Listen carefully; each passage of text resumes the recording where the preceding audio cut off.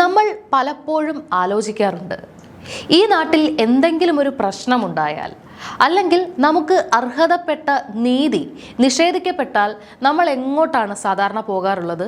സംശയമില്ല, കോടതിയിലേക്കാണ്. ഭരണഘടനയും നിയമവും നമുക്ക് തരുന്ന ആ ഒരു ഉറപ്പുണ്ടല്ലോ, അതാണ് ജനാധിപത്യത്തിൽ പൗരന്റെ ഏറ്റവും വലിയ ആശ്വാസം. ഭരണകൂടം നമ്മളെ കൈവിട്ടാലും പോലീസ് നീതി നിഷേധിച്ചാലും ഒടുവിൽ കോടതിയുണ്ട്, അവിടെ ചെന്നാൽ ന്യായം കിട്ടും എന്നൊരു ബോധം ഓരോ സാധാരണക്കാരൻ്റെയും മനസ്സിലുണ്ട്. പക്ഷേ ആ നീതിപീഠം തന്നെ നമ്മളെ തുടർച്ചയായി നിരാശപ്പെടുത്തിയാൽ എന്താവും അവസ്ഥ? അങ്ങനെ ഒരു ഗൗരവമുള്ള കാര്യത്തെക്കുറിച്ചാണ് ഇന്ന് നമ്മൾ ഈ വീഡിയോയിൽ ചർച്ച ചെയ്യുന്നത്. കൃത്യമായി പറഞ്ഞാൽ മധ്യപ്രദേശിലെ ധാർ എന്ന സ്ഥലത്തുള്ള കമാൽ മൗല മസ്ജിദിന്റെ കാര്യത്തിൽ തൊട്ടടുത്ത ദിവസങ്ങളിലുണ്ടായ ചില സംഭവങ്ങളാണ് ഇതിലേക്ക് വീണ്ടും വിരൽ ചൂണ്ടുന്നത്. എന്താണ് അവിടെ സംഭവിച്ചത്? ആ പള്ളിയിൽ മുസ്ലിം വിഭാഗം വെള്ളിയാഴ്ചകളിൽ നടത്തി വന്നിരുന്ന പ്രാർത്ഥന തടഞ്ഞുകൊണ്ട് മധ്യപ്രദേശ് ഹൈക്കോടതി കഴിഞ്ഞ മെയ് മാസത്തിൽ ഒരു വിധി പുറപ്പെടുവിച്ചിരുന്നു. ആ വിധിക്കെതിരെ സുപ്രീം കോടതിയിൽ ഒരു അപ്പീൽ പോവുകയുണ്ടായി. എന്നാൽ കഴിഞ്ഞ ചൊവ്വാഴ്ച സുപ്രീം കോടതി ആ അപ്പീൽ തള്ളിക്കളഞ്ഞു. അതോടെ എന്തായി അവസ്ഥ? നൂറ്റാണ്ടുകളായി അവിടെ നടന്നു പോന്നിരുന്ന പ്രാർത്ഥനകൾക്ക് വിലക്ക് തുടരുകയാണ്. പകരം കോടതി എന്താണ് പറഞ്ഞത്? പള്ളിയുടെ പുറത്തുള്ള ഒഴിഞ്ഞ സ്ഥലത്ത് വെള്ളിയാഴ്ച ഉച്ചയ്ക്ക് 1 മണി മുതൽ 3 മണി വരെ താൽക്കാലികമായി പ്രാർത്ഥിക്കാൻ സൗകര്യമൊരുക്കണം എന്ന് സംസ്ഥാന സർക്കാരിനോട് നിർദ്ദേശിച്ചിരിക്കുകയാണ്. ഒന്ന് ചിന്തിച്ചു നോക്കൂ, കേവലം ഒരു തർക്കത്തിന്റെ പുറത്താണോ ഇതൊക്കെ സംഭവിക്കുന്നത്? ഹൈക്കോടതി വിധിച്ചത് ആ ആരാധനാ സമുച്ചയം ഒരു ഹിന്ദു ക്ഷേത്രമായിരുന്നു എന്നാണ്, അതൊരു സരസ്വതി ക്ഷേത്രമായിരുന്നു എന്ന്. ഇതിന്റെ പശ്ചാത്തലം നമ്മൾ മനസ്സിലാക്കണമെങ്കിൽ കുറച്ച് പിന്നോട്ട് പോകേണ്ടതുണ്ട്. 2003 പുരാവസ്തു വകുപ്പ് ഇടപെട്ട് അവിടെ ഒരു ഒത്തുതീർപ്പ് ഉണ്ടാക്കിയിരുന്നു. അതനുസരിച്ച് ചൊവ്വാഴ്ചകളിൽ ഹിന്ദുക്കൾക്കും വെള്ളിയാഴ്ചകളിൽ മുസ്ലിങ്ങൾക്കും അവിടെ പ്രാർത്ഥന നടത്താൻ അനുവാദമുണ്ടായിരുന്നു. ഇപ്പോൾ ഹൈക്കോടതി ആ ഒത്തുതീർപ്പ് വ്യവസ്ഥ തന്നെയാണ് റദ്ദാക്കിയിരിക്കുന്നത്. സത്യത്തിൽ ചരിത്രം പരിശോധിച്ചാൽ 13-ാം നൂറ്റാണ്ട് മുതൽ സൂഫി വര്യനായ കമാലുദ്ദീൻ ചിസ്തിയുടെ കേന്ദ്രമായിരുന്ന പള്ളിയാണിത്. അവിടെ നൂറ്റാണ്ടുകളായി 5 നേരത്തെ പ്രാർത്ഥനകൾ ഭംഗിയായി നടന്നു പോന്നിരുന്നതാണ്, അതും യാതൊരുവിധ തർക്കങ്ങളുമില്ലാതെ. പിന്നീട് 2003 പുരാവസ്തു വകുപ്പ് ഇടപെട്ടപ്പോഴാണ് ആ 5 നേരത്തെ പ്രാർത്ഥനയൊക്കെ മാറി ആഴ്ചയിൽ 1 ദിവസത്തെ പ്രാർത്ഥനയായി ചുരുങ്ങിയത്. ഇപ്പോൾ ഒരു ഹിന്ദു സംഘടന നൽകിയ ഹർജിയുടെ പുറത്ത് കോടതി അത് പൂർണ്ണമായി വിലക്കിയിരിക്കുന്നു. ഒരു വിശ്വാസിയെ സംബന്ധിച്ച് തൻ്റെ ആരാധനാലയത്തിന് അകത്ത് കയറി പ്രാർത്ഥിക്കാൻ പറ്റാതെ വരിക, പുറത്തെ വെറും നിലത്ത് പ്രാർത്ഥിക്കേണ്ടി വരിക എന്ന് പറയുന്നത് എത്രത്തോളം മാനസിക പ്രയാസമുണ്ടാക്കുന്ന കാര്യമാണെന്ന് നമ്മൾ ചിന്തിക്കണം. ഇവിടെയാണ് സുപ്രീം കോടതിയിൽ ഹർജിക്കാരുന്നയിച്ച വളരെ പ്രസക്തമായ ഒരു നിയമവശം നമ്മൾ ഗൗരവത്തോടെ കാണേണ്ടത്. 1991 ആരാധനാലയ നിയമം, അതായത് പ്ലേസസ് ഓഫ് വർഷിപ്പ് ആക്ട്, എന്താണ് ഈ നിയമം എന്ന് നമ്മൾ കൃത്യമായി മനസ്സിലാക്കണം.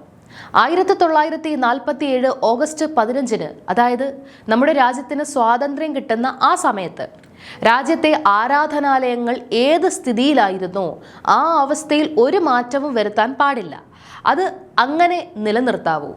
ബാബരി മസ്ജിദ് കേസ് എന്നത് രാജ്യത്ത് വലിയൊരു സംഘർഷാവസ്ഥ ഉണ്ടാക്കിയതുകൊണ്ട് അതിനെ ഒരു അപവാദമായി മാറ്റി നിർത്തിയിരുന്നു.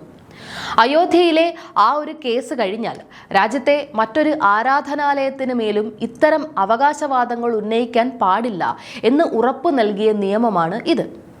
ഇതിൻ്റെ 3-ാം ഖണ്ഡിക വ്യക്തമായി പറയുന്നുണ്ട്, ഒരു വിഭാഗത്തിൻ്റെ ആരാധനാലയം മറ്റൊരു വിഭാഗത്തിൻ്റെതാക്കി മാറ്റാൻ കഴിയില്ല എന്ന്. 4-ാം ഖണ്ഡിക പറയുന്നു, 1947 ഓഗസ്റ്റ് 15 സ്ഥിതിക്ക് വിരുദ്ധമായി എന്തെങ്കിലും കോടതി വ്യവഹാരങ്ങൾ ഉണ്ടെങ്കിൽ അത് റദ്ദാക്കുമെന്ന്. അതായത് രാജ്യത്തിന്റെ സമാധാന അന്തരീക്ഷം തകരാതിരിക്കാൻ പാർലമെന്റ് പാസാക്കിയ വളരെ ശക്തമായ ഒരു നിയമമാണിത്. ഇതൊക്കെ ആയിട്ടും ഈ നിയമം നിലനിൽക്കുമ്പോൾ തന്നെയാണ് കോടതികൾ അതിനെ മറികടന്നുകൊണ്ട് അല്ലെങ്കിൽ അതിന് കാതലായ വ്യാഖ്യാനങ്ങൾ നൽകിക്കൊണ്ട് ഇത്തരം വിധികൾ പുറപ്പെടുവിക്കുന്നത്. ഹർജിക്കാർക്ക് വേണ്ടി ഹാജരായ പ്രമുഖ അഭിഭാഷക മീനാക്ഷി അറോറ കോടതിയിൽ ചോദിച്ച ഒരു ചോദ്യമുണ്ട്. 800-ലധികം വർഷമായി അവിടെ നമസ്കാരം നടക്കുന്നുണ്ട്. 2003 ഒത്തുതീർപ്പ് അനുസരിച്ച് ഇരുവിഭാഗവും അവിടെ സമാധാനപരമായി ആരാധന നടത്തുന്നുമുണ്ട്. അങ്ങനെയാണെങ്കിൽ അത് ഇനിയും തുടർന്നു പോയിക്കൂടെ? നിലവിലുള്ള സ്ഥിതിയിൽ കാതലായ മാറ്റം വരുത്താൻ മാത്രം എന്ത് സാഹചര്യമാണ് ഇപ്പോൾ ഇവിടെ പെട്ടെന്നുണ്ടായത്? വളരെ ന്യായമായ ചോദ്യമാണിത്. പക്ഷേ നിർഭാഗ്യവശാൽ ഈ ചോദ്യം നീതിപീഠത്തിന് മുന്നിൽ മാത്രമല്ല വന്ന് നിൽക്കുന്നത്, ഇന്ത്യ എന്ന ബഹുമത അസ്തിത്വത്തിന് നേരെ കൂടിയാണ്. നമ്മൾ ചുറ്റുമൊന്ന് കണ്ണോടിച്ചു നോക്കൂ. രാജ്യത്തെ പള്ളികളുടെ മേൽ എന്തെങ്കിലും ഒരു ഐതിഹ്യമോ ചരിത്ര വിവാദമോ ഉയർത്തി അവകാശവാദം ഉന്നയിക്കുന്നത് ഇപ്പോൾ ഒരു സ്ഥിരം പാറ്റേണായി മാറിയിരിക്കുകയാണ്. സംഘപരിവാർ ക്യാമ്പുകൾ പച്ചയ്ക്ക് വർഗീയതയുടെ പക്ഷം ചേരുന്ന കാഴ്ചയാണ് നമ്മളിപ്പോൾ കാണുന്നത്. ന്യൂനപക്ഷങ്ങളുടെ അവകാശങ്ങളെ ഓരോന്നായി ചോദ്യം ചെയ്യുകയാണ് ഈ കൂട്ടർ. പണ്ട് RSS തലവൻ മോഹൻ ഭാഗവത് തന്നെ ഒരു പ്രസ്താവന നടത്തിയിരുന്നു. നിങ്ങൾ ഓർക്കുന്നുണ്ടാവും. രാജ്യത്തെ എല്ലാ പള്ളികളിലും ഹിന്ദു ചിഹ്നങ്ങളുടെ അവശിഷ്ടങ്ങളുണ്ടോ എന്ന് നമ്മൾ ചുഴിഞ്ഞു നോക്കേണ്ടതില്ല എന്ന്. എല്ലാ പള്ളിയിലും ശിവലിംഗം തിരയേണ്ടതില്ല എന്നാണ് അന്ന് അദ്ദേഹം പറഞ്ഞത്. എന്നിട്ടിപ്പോൾ എന്താണ് സംഭവിക്കുന്നത്? അയോധ്യയ്ക്ക് ശേഷം വാരണാസിയിലെ ജ്ഞാൻ വാപ്പി മസ്ജിദ്, മഥുരയിലെ ഷാഫി ഈദ്ഗാഹ് മസ്ജിദ്, അത് കഴിഞ്ഞിപ്പോൾ UPയിലെ സംഭായിലുള്ള ഷാഹി ഇമാം മസ്ജിദ് മുതൽ കർണാടകയിലെ ശ്രീരംഗപട്ടണത്തെ ജാമിയ മസ്ജിദ് വരെ എത്രയോ പള്ളികളുടെ മേലാണ് ഒന്നിനു പുറകെ ഒന്നായി അവകാശങ്ങൾ ഉയരുന്നത്. ഇതിനു പുറമെയാണ് ഭൂമി കയ്യേറ്റമെന്നോ നിയമവിരുദ്ധ നിർമ്മാണമെന്നോ ഒക്കെ ആരോപിച്ച് ബുൾഡോസറുകൾ കയറ്റി പള്ളികൾ പെട്ടെന്ന് ഇടിച്ചു നിരത്തുന്ന അവസ്ഥ. ഏറ്റവും സങ്കടകരമായ കാര്യം എന്താണെന്ന് വെച്ചാൽ, ഇത്തരം നീക്കങ്ങളിൽ നമ്മുടെ നിയമപീഠം എടുക്കുന്ന നിലപാടുകൾ പലപ്പോഴും കുറ്റവാളികൾക്ക് മാതൃകാപരമായ ശിക്ഷ നൽകുന്നതോ മർമ്മത്തിൽ സ്പർശിക്കുന്നതോ അല്ല എന്നുള്ളതാണ്. ഉദാഹരണത്തിന് ജ്ഞാൻ വാപ്പി വിഷയത്തിൽ പള്ളിയിലെ ജലസംഭരണിക്കടിയിൽ ശിവലിംഗം ഉണ്ടോ എന്ന് പരിശോധിക്കാൻ കോടതി അനുവാദം നൽകി. അന്ന് കോടതി പറഞ്ഞത് ഈ പരിശോധന 1991 ആരാധനാലയ നിയമത്തിന് എതിരല്ല എന്നാണ്. സത്യത്തിൽ കോടതിയുടെ ആ ഒരു നിലപാടാണ് പിന്നീട് രാജ്യത്തുടനീളം മറ്റു പള്ളികൾക്ക് നേരെയും സമാനമായ അവകാശവാദങ്ങൾ ഉന്നയിക്കാൻ മറ്റുള്ളവർക്ക് ധൈര്യം നൽകിയത്. ഒരു രാജ്യത്ത് സമാധാനപരമായ സാമൂഹിക അന്തരീക്ഷം ഉറപ്പാക്കാൻ വേണ്ടി നിർമ്മിച്ച നിയമങ്ങൾ തന്നെ നോക്കുകുത്തിയാകുന്ന അവസ്ഥ വന്നാൽ പൗരന്മാർ പിന്നെ എങ്ങനെയാണ് കോടതികളെ വിശ്വസിക്കുക? ഭരണഘടന ഉറപ്പു നൽകുന്ന മൗലിക അവകാശങ്ങൾ സംരക്ഷിക്കേണ്ടത് കോടതികളുടെ കടമയല്ലേ?